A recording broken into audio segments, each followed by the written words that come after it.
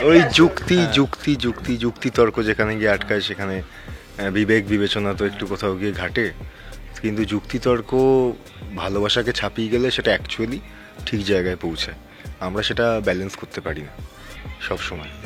কি হয়, মানুষ সব থেকে বেশি কষ্ট তখনই পায় যখন তার সব থেকে কাছের লোক তাকে কষ্ট দেয়, এবং যখন একটা মুখোশ আমাদের জীবনের প্রত্যেকটা ক্ষেত্রেই যেরকমভাবে হঠাৎ করে একটা করে মানে পাতার পর পাতা উল্টে যায়, তখন আমরা বিভিন্ন রূপ মানুষের দেখতে পাই। আপনারা দেখবেন অনেক কিছু করেছে, শ্যামলী কিন্তু ফলস পজিশনে পড়ে গেছে, মানে ওজন কিন্তু একদম ঠিকঠাক হয়ে গেছে, একদম মাপে মাপে হয়ে গেছে, তারপরে কি করে মুখোশটা খুলছে, এটা একটা বিরাট ব্যাপার।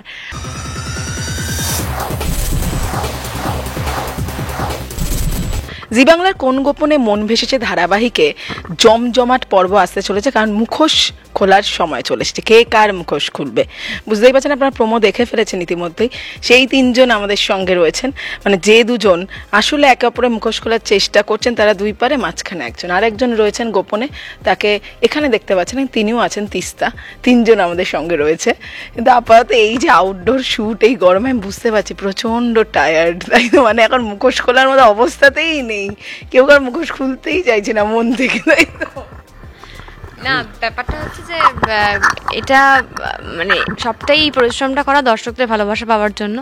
তো হ্যাঁ, প্রচণ্ড এখন তো প্রচণ্ড গরম, আর তার মধ্যে এত কড়া রোদ, এর মধ্যে আমাদের আউটডোর চলছে, ডেফিনেটলি খুব কষ্ট হচ্ছে। এবং কষ্টটা সার্থক তখনই হবে যখন আপনারা দেখবেন এবং প্রচুর ভালোবাসা দেবেন। আর আপনাদের ভালোবাসা মানে আমাদের টিআরপিটা দিলে আমরা প্রচণ্ড খুশি থাকবো। এরকম অনেকগুলো আউটডোর করতে পারবো যদি টিআরপিটা আপনারা মন খুলে প্রাণ খুলে দেন। হ্যাঁ, মুখোশ ছেঁড়ার কথা ছিল, কিন্তু যা রোদ, আমার মুখোশ গলে গেছে এই রোদে। তো হ্যাঁ, জ্বালা করছে, দেখতেই পাচ্ছেন। রনো জাস্ট আজকে লাঞ্চও করেনি, রনো ও যেটুকু টাইম পেয়েছে ঘুমিয়ে নিয়েছে। তো কিন্তু আমার খুব খিদে পেয়েছিল, আমি খেয়ে নিয়েছি। তো এইভাবেই চলছে, যেটা সেটা বললো যে সবটাই আপনাদের ভালোবাসা পাওয়ার জন্য, আপনাদের আশীর্বাদ, আপনাদের সাপোর্ট। তো এইভাবেই পাশে থাকবেন, তাহলে আউটডোর করতেই থাকবো আমরা। একদমই। আর ওই মুখোশ নিয়েই প্রশ্ন করবি তো, মুখোশ নিয়েই বলবি তো, আমি বলেই দিচ্ছি। সেটা হচ্ছে যে এই যে বলছো না যে এই যে অরুকে অনিকেত খুবই ভালোবাসে, এবং ছোটোবেলা থেকে যেভাবে দেখে এসছে ওকে, তো অরু কোনোভাবে কিছু খারাপ কিছু করবে এটা বিশ্বাসই করতে পারে না অনিকেত। কিন্তু শ্যামলীর কথাটা ফেলতেও পারছে না, কারণ শ্যামলী যুক্তি দিয়ে কথা বলছে। কি হয়, মানুষ সব থেকে বেশি কষ্ট তখনই পায় যখন তার সব থেকে কাছের লোক তাকে কষ্ট দেয়, এবং যখন একটা মুখোশ আমাদের জীবনের প্রত্যেকটা ক্ষেত্রেই যেরকমভাবে হঠাৎ করে একটা করে মানে পাতার পর পাতা উল্টে যায়, তখন আমরা বিভিন্ন রূপ মানুষের দেখতে পাই। হয়তো অন্য রূপের প্রতি যে বিশ্বাস ছিল, যে শ্রদ্ধা ছিল, যে ভালোবাসা ছিল, সেটা হঠাৎ করেই একটা অন্য রূপ ধারণ করে। তো সেইখান থেকে হয়তো খুব শকিং বিষয় দাঁড়ায়। এবং এক ভাই এটা করছে, যেটার পরেও মানে এত কিছু হয়ে যাওয়ার পরেও মানতে পারে না, কারণ ভালোবাসার তীব্রতা এতটা।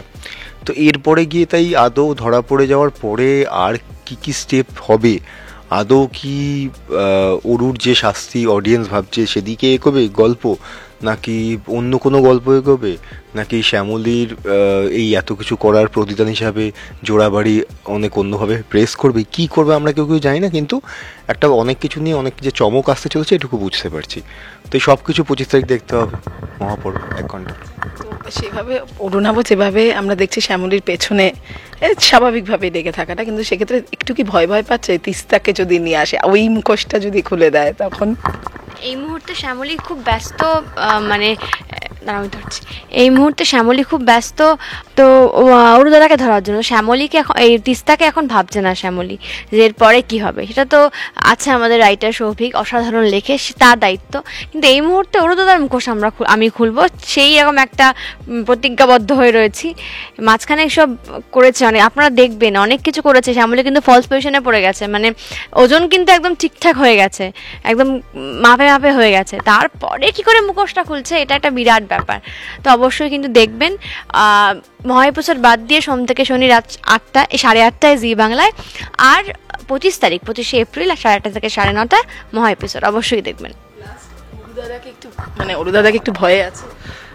ভয় তো ডেফিনেটলি থাকবো, মানে চুরি করার সময়ও ভয়ে ছিলাম, এখনো ভয়ে আছি, আগামী দিনেও মানে সব ঠিকঠাক হলেও হয়তো ভয়েও থাকবো। তো ভয়টা কনস্ট্যান্ট, কিন্তু তার মধ্যেই বদমাইশিও থেমে থাকতে পারে না, কারণ সবে সিরিয়ালে 100 এপিসোড হয়েছে, তখন অনেকটা পথ চলা বাকি।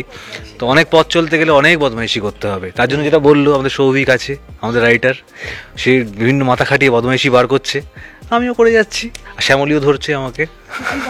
এই রণজাদা কি করছে? সে তার সঙ্গ দিচ্ছে না তোমার কি মনে হচ্ছে? না, অনিকেত বউ, ওই মুখেই বলে ভাই, মুখেই ভাই, আসলে সবই হ্যাঁ মানে আর কি বউ। ওই যুক্তি তর্ক যেখানে গিয়ে আটকায় সেখানে বিবেক বিবেচনা তো একটু কোথাও গিয়ে ঘাটে, কিন্তু যুক্তি তর্ক ভালোবাসাকে ছাপিয়ে গেলে সেটা অ্যাকচুয়ালি ঠিক জায়গায় পৌঁছায়। আমরা সেটা ব্যালেন্স করতে পারি না সব সময়, কিন্তু শ্যামলী যেটা বলছে সেটা যুক্তিতর্ক দিয়ে বলছে, এটাকে খণ্ডন করাটা মুশকিল। দাদা পিছিয়ে বউ এগিয়ে, তাই তো এরকম একটা ব্যাপার। কিন্তু হ্যাঁ, এরপর কি হতে চলেছে, কিভাবে এগিয়ে কে পিছিয়ে যাবে সেটা দেখার জন্য, সেটা জানার জন্য অবশ্যই এটা করতে হবে, জি বাংলায় দেখতে হবে কোন গোপনে মন ভেসেছে।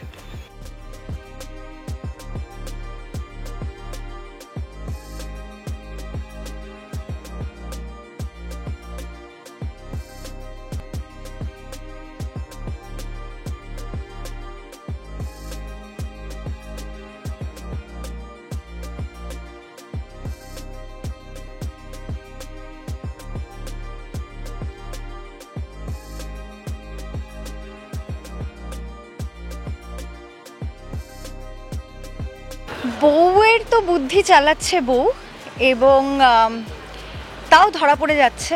তবে একটা বিষয়, এই স্বামী স্ত্রী এখানে ওরা তো একসাথে করার দুষ্টুমি করে, মানে একটা টিম, অ্যাজ আ টিম, কিন্তু এখানে টেকনিক্যালি দেখতে গেলে অরুণাভই ফাঁসছে কোনোভাবে, মানে দোষটা আমার ওপর আসছে না, শ্যামলী সেটা প্রমাণ করতে পারেনি যে আমি দোষী, অরুণাভর ওপর দিয়েই যাচ্ছে, এবং অ্যাজ আ রেজাল্ট আমাদেরকে বাড়ি থেকে তাড়িয়ে দেওয়া হচ্ছে।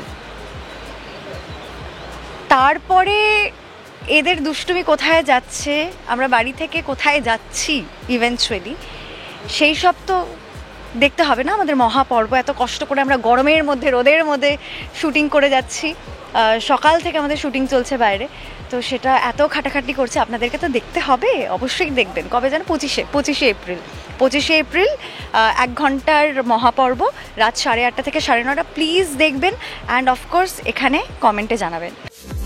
টলিউড ফোকাস কলকাতা চ্যানেলটি আপনাদের ভালো লাগলে লাইক করুন, সাবস্ক্রাইব করুন এবং আপনাদের প্রিয় ভিডিওটি অবশ্যই শেয়ার করুন।